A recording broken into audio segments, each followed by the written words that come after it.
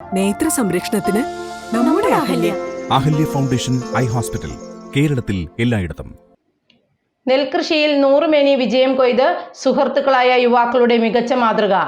ആയവന കാവക്കാട് സ്വദേശികളായ ജെറിൻ ജോർജും ഫ്രാങ്ക്ലിനുമാണ് 10 ഏക്കർ സ്ഥലത്ത് നെൽകൃഷി ഇറക്കി വിജയം കൊയ്തിരിക്കുന്നത്. കൃഷിയിൽ നിന്നും അന്യം നിന്നു പോകുന്ന യുവതലമുറയ്ക്ക് ഏറെ പ്രചോദനമാണ് ഈ യുവാക്കൾ. കൃഷിയിൽ നിന്നും അകന്ന് വിദേശ രാജ്യങ്ങളിലേക്കടക്കം കുടിയേറുന്ന യുവതലമുറയ്ക്ക് പ്രചോദനമാകുന്ന പ്രവർത്തനം കാഴ്ചവെച്ചിരിക്കുകയാണ് 2 യുവാക്കൾ.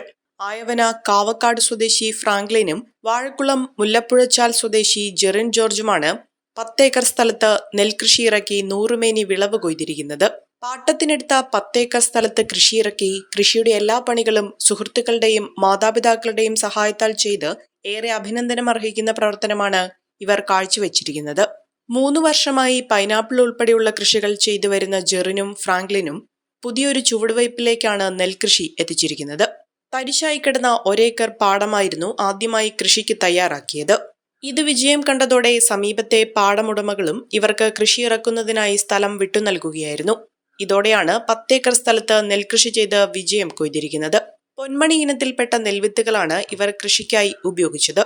വിദേശ രാജ്യങ്ങളിലേക്കടക്കം മികച്ച ജോലി തേടി പോകുന്ന യുവതലമുറയ്ക്ക് പ്രചോദനം നൽകുക എന്ന ലക്ഷ്യമാണ് കൃഷിയിലൂടെ മുന്നോട്ട് വയ്ക്കുന്നതെന്ന് IT പ്രൊഫഷണൽ കൂടിയായ ജെറിൻ ജോർജ് പറഞ്ഞു. വളരെ ആദർശികമായിട്ടാണ് നമുക്ക് നമ്മുടെ 1 ഏക്കർ കൃഷി പാടശേഖരം നെൽകൃഷി ചെയ്യാമോ എന്ന് ചോദിച്ച് എൻ്റെ പാർട്ണറിൻ്റെ ഒരു സുഹൃത്ത് നമ്മളെ സമീപിക്കുന്നത്.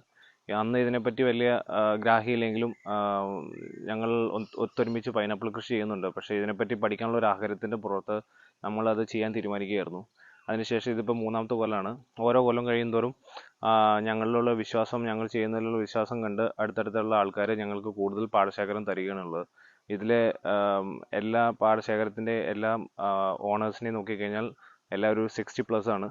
അപ്പോൾ ഇതിലേക്ക് ഇറങ്ങിയപ്പോഴാണ് ഇതിൻ്റെ പ്രാധാന്യത്തെപ്പറ്റി നമുക്ക് കൂടുതൽ അറിഞ്ഞത്. ഇന്നത്തെ യുവതലമുറ ഒരു കുടുംബത്തിൽ ഒരാളെങ്കിലും ഇതിനെപ്പറ്റി അറിയണം എന്നുള്ളത് ഒരു ആവശ്യകതയായിട്ട് എനിക്ക് തോന്നിയിട്ടുണ്ട്. കാരണം നമ്മളെല്ലാവരും 3 അല്ലെങ്കിൽ 2 നേരം ചോറ് കഴിക്കുന്നവരാണ്. ആ ചോറ് നമ്മുടെ മേശപ്പുറത്ത് എങ്ങനെ വരുന്നു എന്നുള്ളത് അതിനെപ്പറ്റി പഠിക്കണമെങ്കിൽ എൻ്റെ ഒരു അഭിപ്രായത്തിൽ ഇതിനെപ്പറ്റി അറിഞ്ഞിരിക്കേണ്ടത് ആവശ്യകതയാണ്. വരും തലമുറയ്ക്കായി ഇത്തരത്തിലുള്ള തരിശുപാടങ്ങൾ കൃഷിയിറക്കി ഏവർക്കും മാതൃകയാകുക എന്ന ലക്ഷ്യത്തോടെയാണ് കൃഷി ചെയ്തതെന്ന് ഫ്രാങ്ക്ലിനും പറഞ്ഞു. നമ്മളിവിടെ ഏകദേശം ഒരു 10 ഏക്കർ അടുത്ത സ്ഥലമാണ് കൃഷി ചെയ്തേക്കുന്നത്. ഈ പ്രാവശ്യം കൃഷി ചെയ്തേക്കണ വിത്ത് പൊന്മണിയാണ്.